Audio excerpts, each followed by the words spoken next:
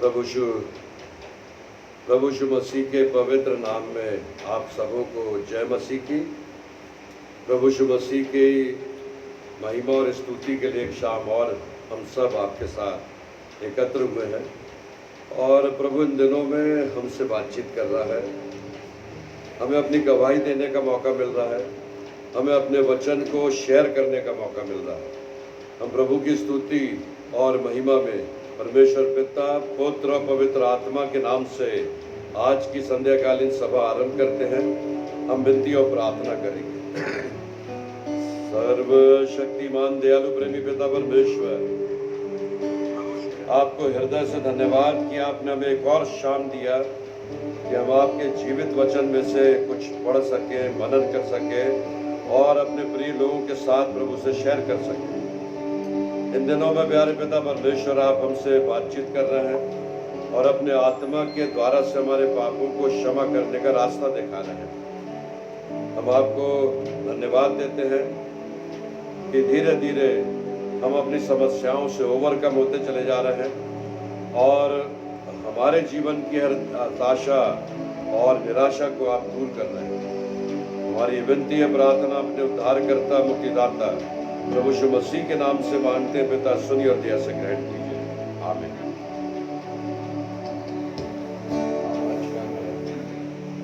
मिलकर गाएंगे, आवाज उठाएंगे, गा रहे हैं।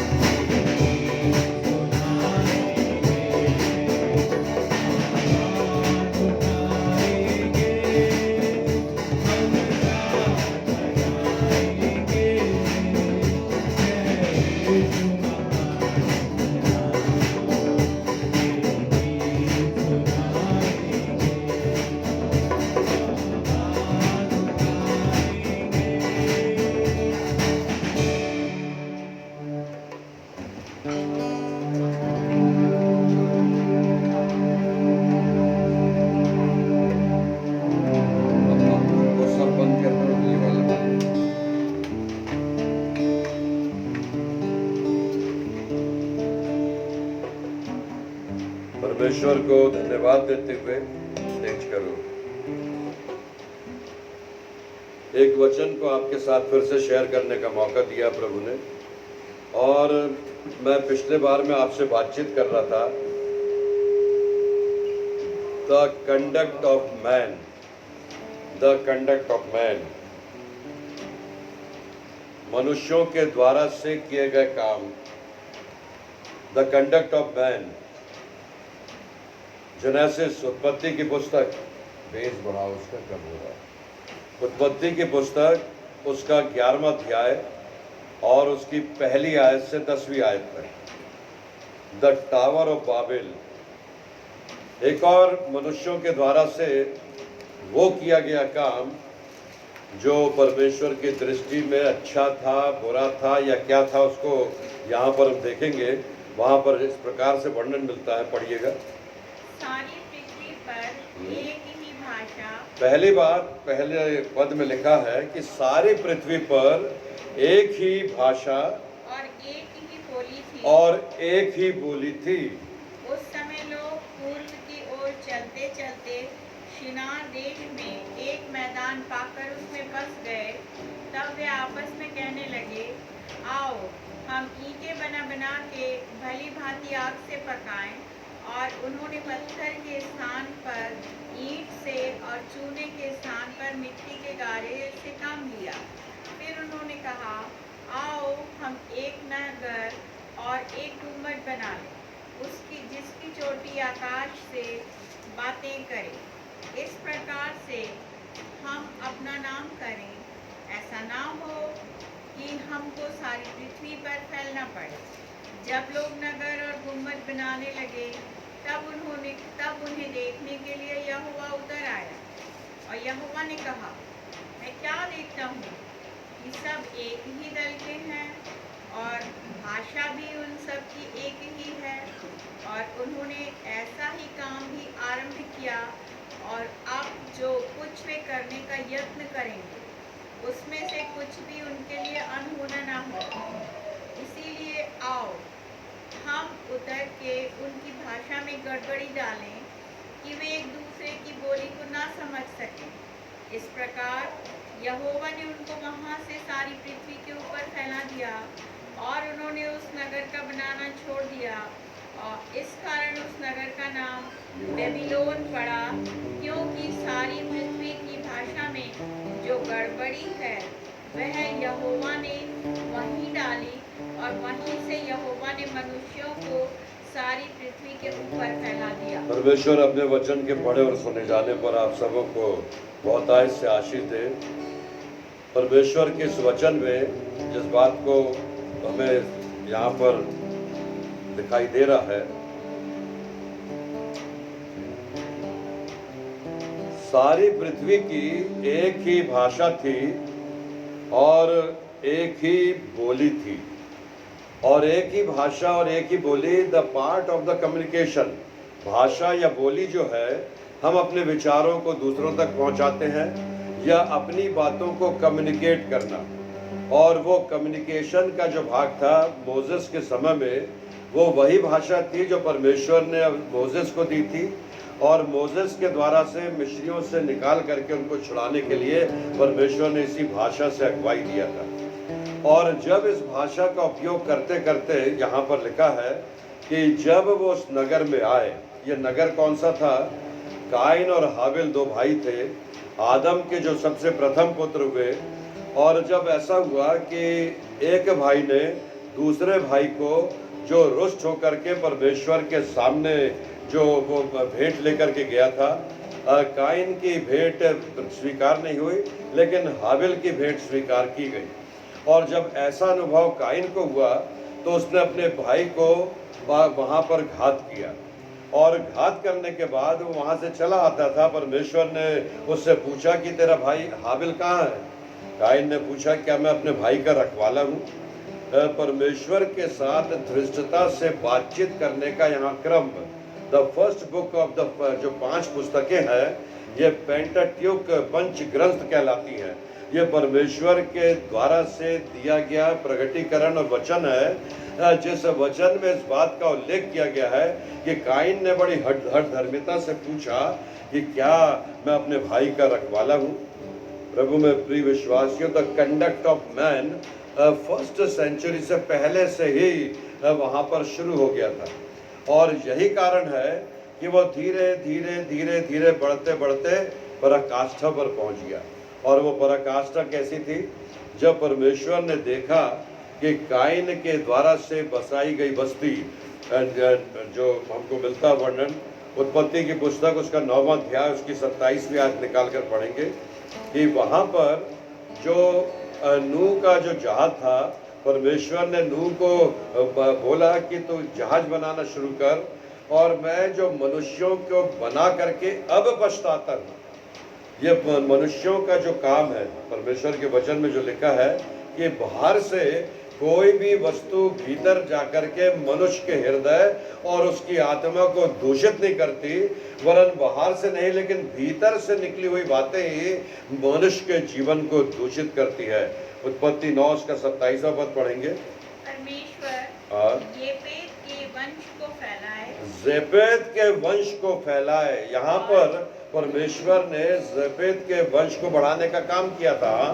और शेम के तंबुओं में बसे और कनान उसका दास हो। और नूह के 3 बेटे थे, और शेपेत तो शेम और एक और बेटा, और इनको बसाने के लिए परमेश्वर ने अपने द्वारा से खुद उनको मार्गदर्शन दिया था। ये जो नगर बसाया गया था, ये काइन के समय बसाया गया नगर था। उत्पत्ति की पुस्तक उसका 4वां अध्याय और उसकी 17वीं आयत को देख लेंगे। उत्पत्ति 4 उसका 17 पद।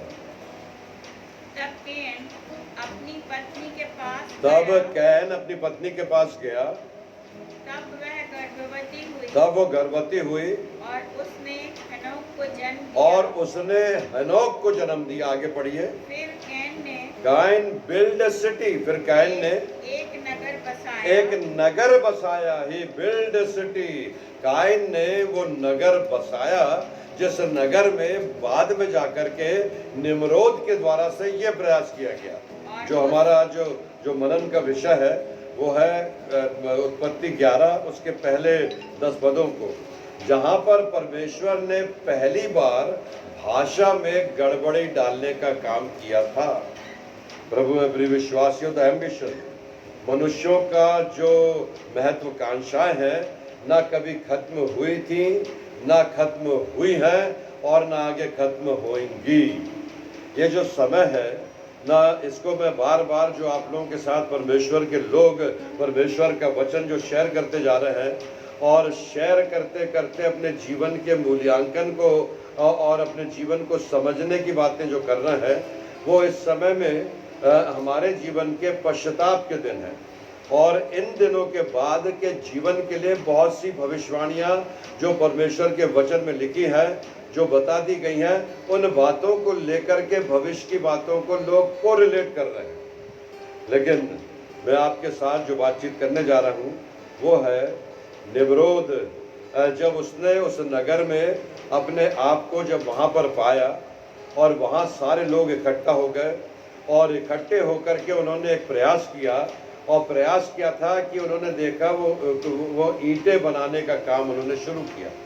वो ईंटें बनाने के काम शुरू करने के साथ साथ, क्योंकि इनको ईंट बनाने का अनुभव था, और वो ईंटों को बना करके धीरे धीरे उसको पकाने लगे, और वहाँ पर जोड़ने के लिए मिट्टी और ईंटों के लिए उन्होंने अलग अलग प्रकार के अपने तरीके निकाले, और उन्होंने एक बड़े गुम्बद को बनाने का वहाँ पर प्रयास आरंभ कर दिया।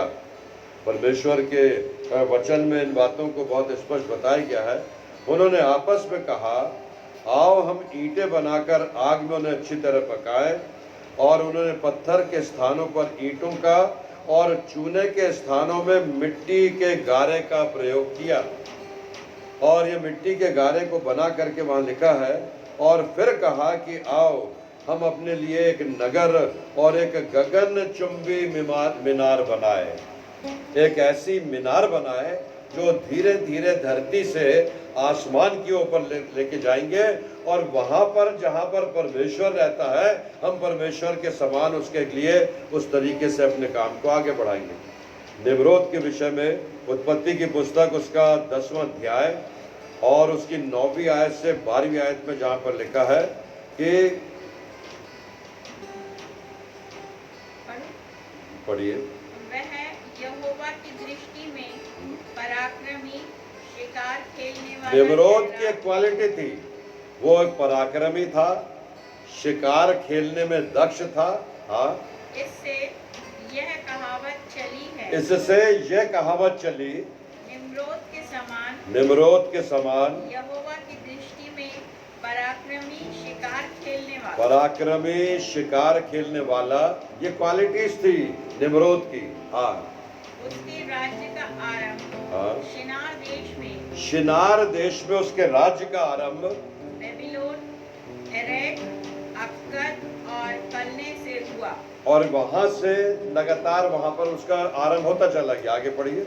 उस देश से से निकलकर हाँ। अश्शूर को गया और नीनवे, रहोबोतीम और कालह को, और नीनवे और काला के बीच से जो रेसेन है उसे भी बसाया। यह बड़ा नगर यही। ये बड़ा नगर, निनवे का भी नाम सुन रहे हैं आप वहां पर, वो निनवे नगर जिसको बाद में योना के द्वारा से परमेश्वर ने चेतावनी देने के लिए भेजा था। ये तमाम वो नगर थे जो कायन के बाद में बसाए गए नगर थे।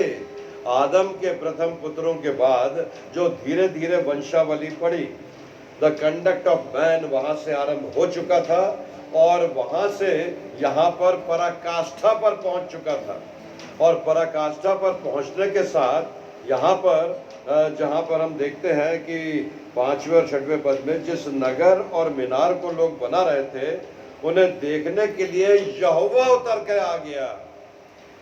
कि मनुष्यों की ताकत, उनकी बुद्धि, उनकी योजनाएं, वो देखते देखते वहां बढ़ने लगे।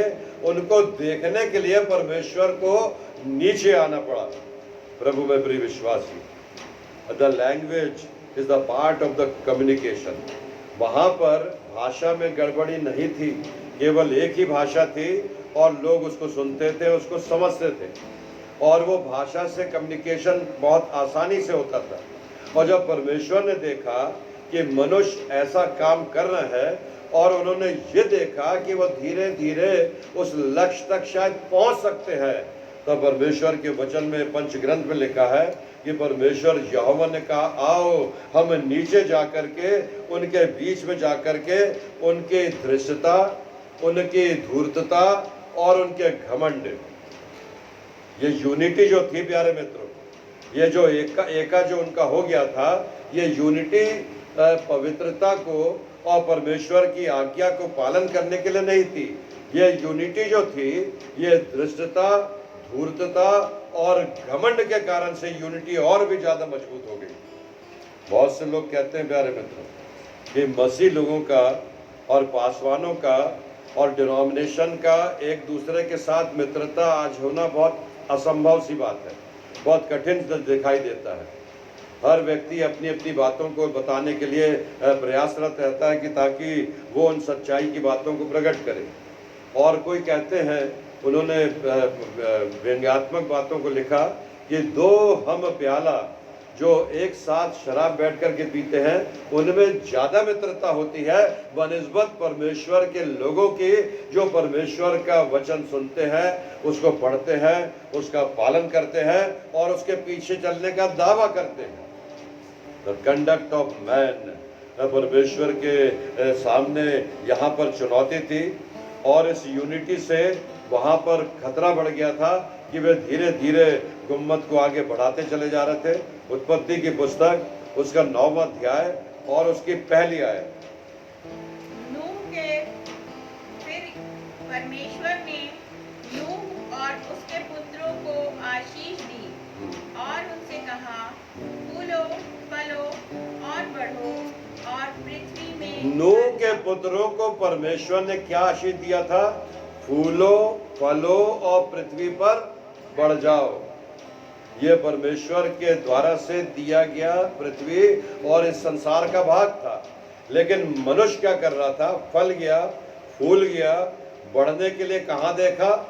आसमान की ओर देखा।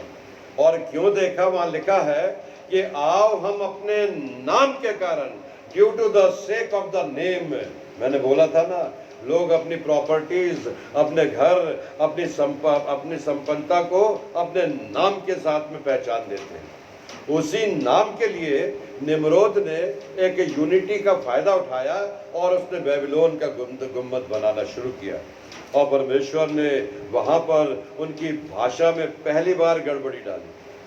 आज प्रभु में प्रिय विश्वासियों, भारतवर्ष में ही जितने राज्य हैं, उन राज्यों में अलग अलग भाषाएं बोली जाती है। वो हिंदी भाषा जिसको कि राष्ट्रीय भाषा घोषित किया गया है, आज भी राज्य उस भाषा को स्वीकार करने के लिए तैयार नहीं होते हैं।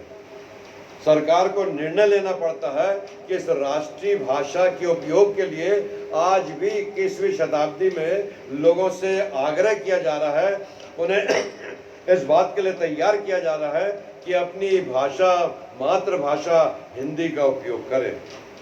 प्रभु में प्रिय विश्वासियों, न उस समय हुआ था, ना आज हुआ है और ना आगे भी होगा, क्योंकि कंडक्ट ऑफ मैन, मनुष्य की धार्मिकता और मनुष्य के कार्य और परमेश्वर के सोच और मनुष्य के परमेश्वर के कार्य, इनमें जमीन और आसमान का अंतर है। आज यदि मैं दावा करूं कि मैं बोल रहा हूं तो मैं बहुत पाक साफ हूं, धर्मी हूं, बहुत अच्छे अच्छे काम करता हूं, नहीं प्यारे मित्रों, मेरा जन्म भी उसी पाप और उसी अंधकार के दलदल में हुआ है।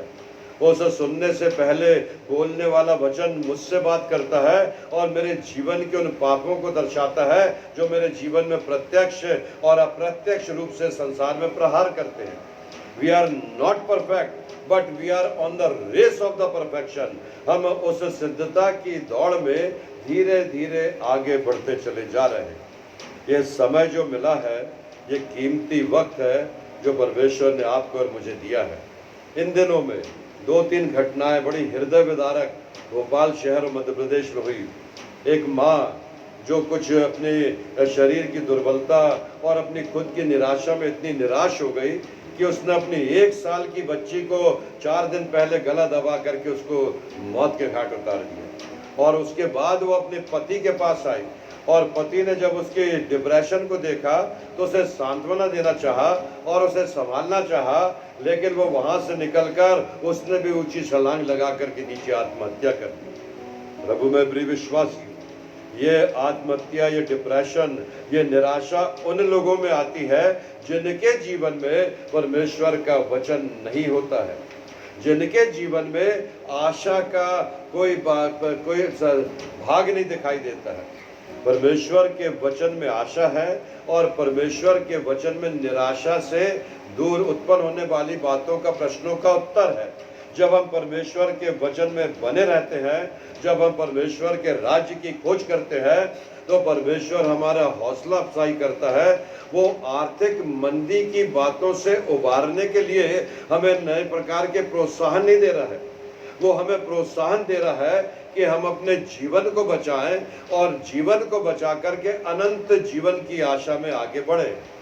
Not only the finance crisis, कि हमारी आर्थिक तंगी हमारे लिए विशेष समस्या नहीं है। आने वाले समय के लिए लोग कितना भी ब्रॉड फोरकास्ट करते जाए, अपनी भविष्यवाणियां देते जाए, अर्थव्यवस्था, आर्थिक बातें हमारे जीवन में छुटकारे का और जीवन को बचाने का कारण नहीं बनेगी। प्रभु में प्रिय विश्वासी, बहुत से लोग हैं जो धन और संपत्ति और अपनी संसाधनों पर बड़ा भारी विश्वास करते हैं, लेकिन ऐसे कितने ऐसे मौके आए और कितने ऐसे उदाहरण हैं जहाँ धन, संपत्ति और रिसोर्सेज, संसाधन सब व्यर्थ हो गए। आज पूरे विश्व में जितने साइंटिस्ट हैं, जितने एनालिस्ट हैं, जितने अच्छे से अच्छे विद्वान और वैज्ञानिक और नाना प्रकार के जो कई प्रकार के यंत्रों का उपयोग करने वाले लोग हैं, वे सारे के सारे फेलियर हो गए। 2 दिन पहले दूसरे विकसित देशों ने उस एंटीडोस का एक्सपेरिमेंट किया और बड़े निराशा के साथ सूचना मिली कि वो एंटीडोज फेल हो गया। प्रभु में प्रिय विश्वासियों, यही है जहाँ मनुष्य की युक्ति और मनुष्य की बुद्धि समाप्त होती है, वहाँ परमेश्वर की बुद्धि और परमेश्वर का कार्य आरंभ होता है। प्रेतों का नाम पुस्तक उसका 26वां अध्याय और उसकी 14वीं आयत को निकाल कर पढ़ेंगे। मनुष्य की दुष्टता, मनुष्य की धूर्तता और मनुष्य का घमंड, जो निम्रोद ने उस बाबेल को, क्योंकि वो जो गुम्मद बनाया जा रहा था, ये लोगों की कमाई का दबाव डाल डाल करके, एक तो उनकी शक्ति का ह्रास किया जा रहा था, उन्हें बार बार दिन और रात काम पर लगाया जा रहा था, अपने छोटे छोटे बच्चे और उनको ला करके उनको कत्ल करके इस गुम्मद में दफनाया जा रहा था, और वो नाना प्रकार के तांत्रिक और ऐसे ऐसे काम हो रहे थे उस बाबेल के, उस बेबीलोन के गुम्मद को बनाने के लिए, जिसका वर्णन the background history of the old testament, जब आप पुराने नियम की पृष्ठभूमि पढ़ेंगे तब आपको उस काल का अनुभव होगा। पढ़िएगा 26-14। जब हम सब भूमि पर गिर पड़े, तो मैंने इब्रानी भाषा में मुझसे यह कहते हुए एक शब्द सुना। एक शब्द सुना इब्रानी भाषा में, क्या?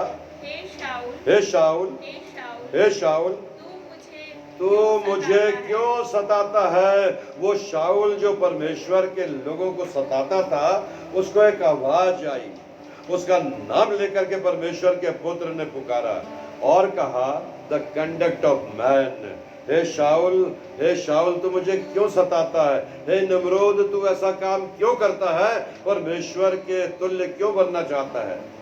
परमेश्वर ने भाषा में गड़बड़ी डाली, इसलिए कि ये यूनिटी जो थी, ये प्योरिटी और डिसओबीडियंस को, ये प्योरिटी नहीं थी, ये पवित्रता के लिए नहीं, सूचक नहीं थी, ये आज्ञाकारिता को नहीं दर्शा रही थी, ये अनाज्ञाकारिता को दर्शा रही थी। परमेश्वर ने शेम और उनके साथ वाचा बांधी थी और कहा था, इस फलो फूलो और इस पृथ्वी पर भर जाओ।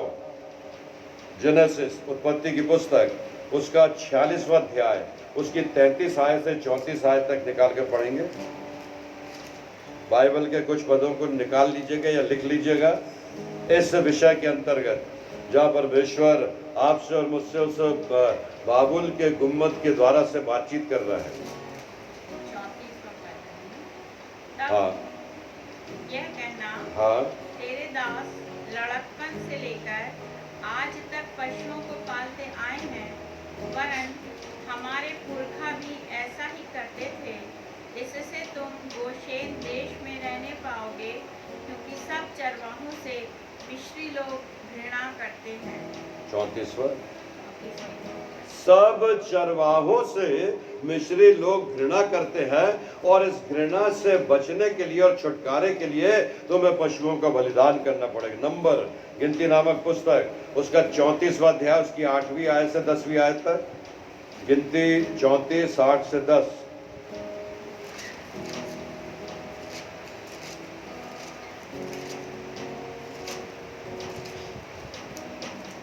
और भूर पर्वत से हमाद की घाटी तक सिवाना बांधना, और वह सदार पर निकले। फिर वह सिवान टोन तक पहुँचे और हसरेनान पर निकले। हमारा उत्तरी सिवाना यही है। फिर अपना पूर्वी सिवाना हसरेनान से सताम तक बांधना। ये सिवाने जो थे, इनको परमेश्वर यहोवा डायरेक्शन देता था प्यारे मित्रों, कि सीमा से सीमा तक जाना, वहां पर ऐसा करना।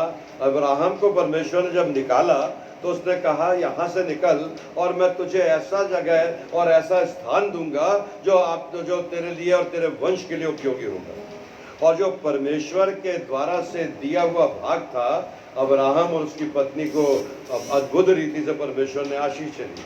ऐसे बहुत से स्थानों पर मोसेस से कहा, यहोशू से कहा, एलिया से कहा, और तमाम उन लोगों को डायरेक्शन मिला कि यहाँ जाओ, ऐसा करो, वहाँ जाओ, ऐसा करो, वैसा नहीं करो।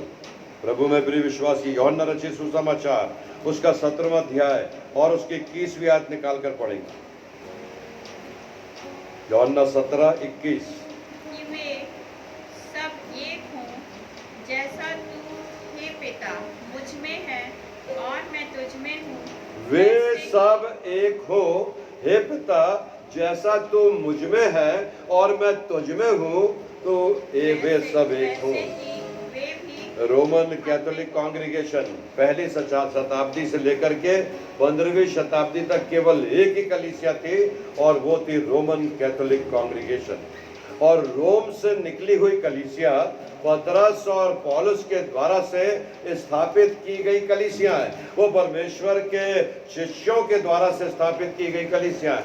लेकिन 15वीं शताब्दी में इन कलीसियाओं को चिताना पड़ा कि according to the teaching of the Lord, according to the teaching of the Bible, आप वैसा काम नहीं कर रहे हैं। जब डॉक्टर मार्टिन लूथर ने पहली बार उनके सामने यह तर्क रखा, तो वे मानने के लिए तैयार नहीं हुए। प्यारे मित्र, मार्टिन लूथर साहब ने कदापि ये नहीं सोचा था कि वो अलग से कलीसिया बनाएंगे, लेकिन मजबूरी में उनको अलग से कलीसिया बनाना पड़ा। और इसलिए बनाना पड़ा, वो बनते चली गई क्योंकि उन्होंने प्रोटेस्ट किया था, और प्रोटेस्ट करने के कुछ निम्न कारण थे। वो 95 बातें थी जो डॉक्टर मार्टिन लूथर ने दर्शाई थी। 500 सालों में मार्टिन लूथर साहब ने रिफॉर्मेशन के बाद प्रोटेस्टेंट चर्च तो नहीं बनाया था, लेकिन 500 सालों में 46,000 कांग्रीगेशन, 46,000 डिनोमिनेशन बनते चली गई है। वो यूनिटी बिखरते चली गई। यहाँ परमेश्वर का पुत्र यह प्रार्थना कर रहा है, हे पिता, जैसे आप और मैं एक है, वैसे वे भी मेरे साथ एक बने रहे। लेकिन due to the wrong teaching, due to the wrong gospel, due to the image, the conduct of man, वो मनुष्यों की जो धार्मिकता है और मनुष्यों की जो हठधर्मिता थी है, जो ना पहले खत्म हुई, ना आज खत्म हुई है, ना आगे खत्म होगी। प्यारे मित्रों, जब तक हम इन परिवर्तित होने वाले सभ्यों को according to the Bible teaching नहीं लेंगे।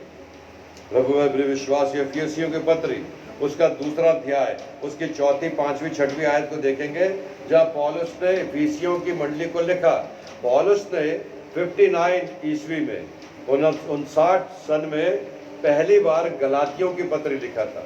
59 के बाद 61 तक जब वो 2 वर्ष की कैद में थे, तब उन्होंने एफिसियों की पत्री, थिस्सलुनियों की पत्री और रोमियों की पत्री ये लिखा, और उन बातों को दर्शाया जो कलीसियाओं में पाई जाती थी।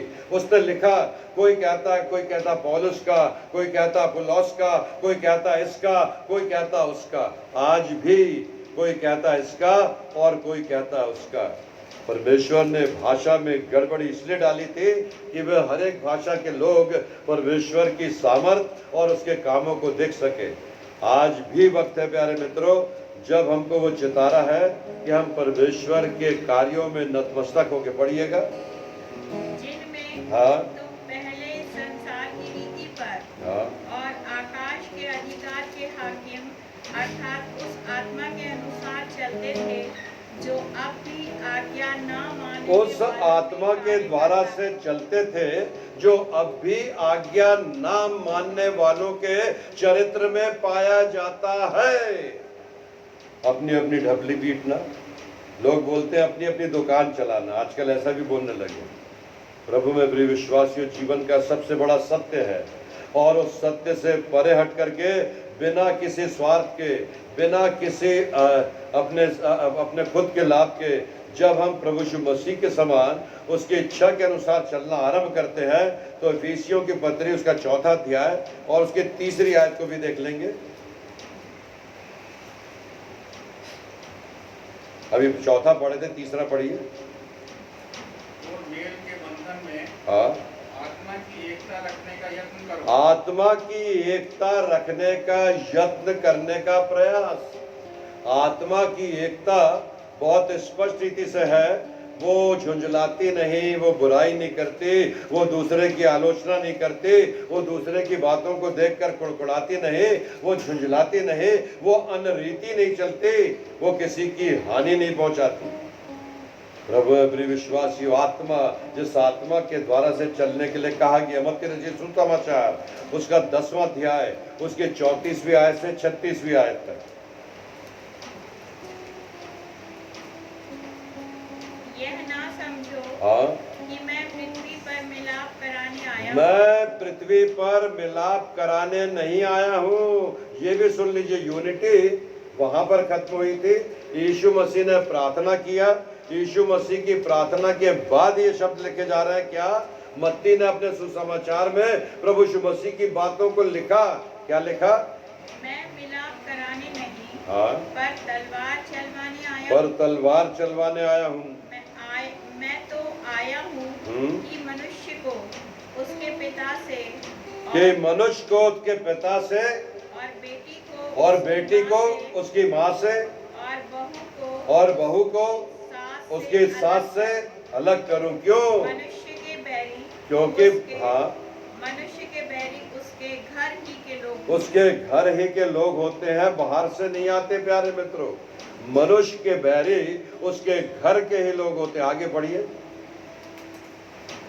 जो माता या हाँ। पिता को मुझसे अधिक प्रिय जानता है, जो माता और पिता, संपत्ति और परिवार और नाते रिश्तेदारी और दुनिया की बातों को मुझसे ज्यादा प्रिय जानता है, वह मेरे योग्य नहीं। वो मेरे योग्य हो ही नहीं सकता। और जो बेटा या बेटी को मुझसे अधिक प्रिय जानता है, वह मेरे योग्य नहीं।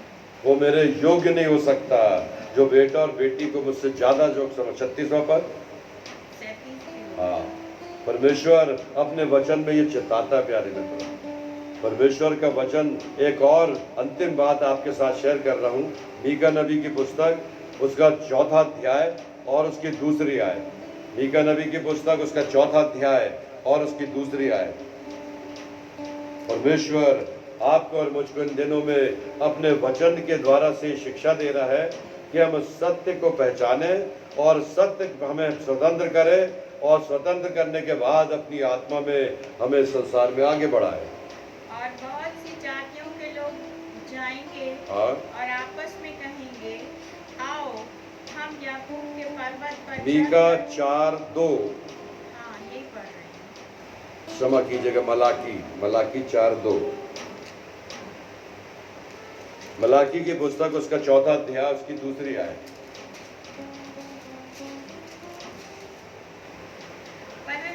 परंतु तुम्हारे लिए हाँ, जो मेरे नाम का भय मानते जो मेरे नाम का भय मानते हो, धर्म का सूर्य उदय होगा, धर्म का सूर्य उदय होगा, और उसकी किरणों के द्वारा, और उसकी किरणों के द्वारा तुम चंगे हो जाओगे, और तुम निकलकर पाले हुए बच्चों और के तुम समान निकलकर इस लॉकडाउन से निकलकर पाले हुए बछड़ों के समान कूदोगे और फांदोगे। बहुत साफ लिखा। पहली बात, चंगे हो जाओगे और निकल करके बछड़े के समान कूदोगे और फांदोगे। इस विषय पर बुधवार को मैं आपके साथ बातचीत करूंगा। परमेश्वर आपको और मुझको आशीष दे।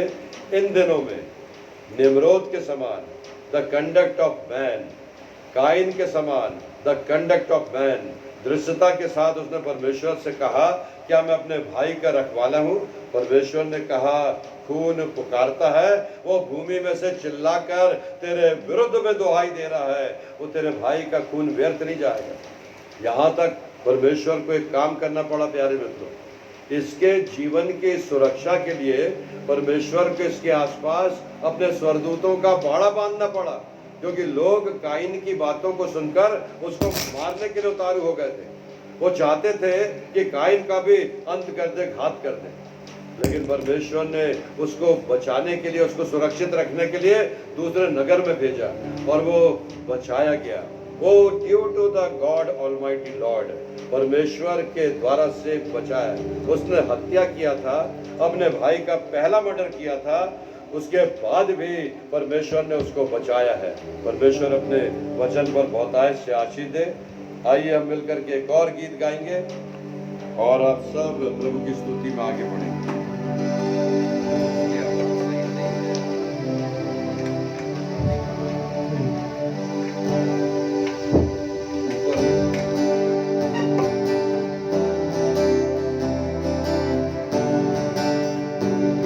नंबर 711 कम हो गई, थोड़ा बच कर तेज करो।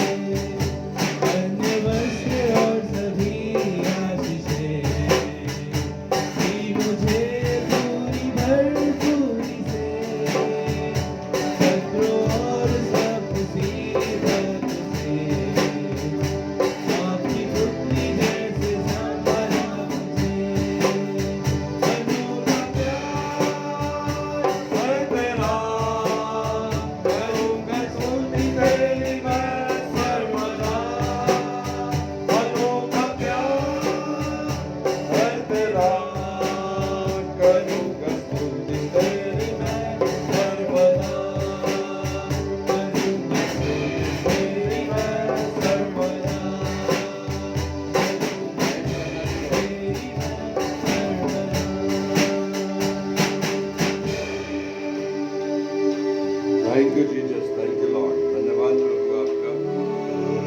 प्यारे पिता परमेश्वर, हम विनती और प्रार्थना करते हैं कि जो वचन प्रभु आपके नाम से प्रचारा किया उस पर आपकी बड़ी आशीष हो। जितने श्रोता हैं प्रभु इन दिनों में निर्णय ले रहे हैं, अपने पापों और अपराधों के लिए क्षमा मांग रहे हैं, प्यारे पिता परमेश्वर आपके द्वारा से वो पूरी रीति से क्षमा किए जाए। उनके अधर्म और उनके पापों को क्षमा कीजिएगा।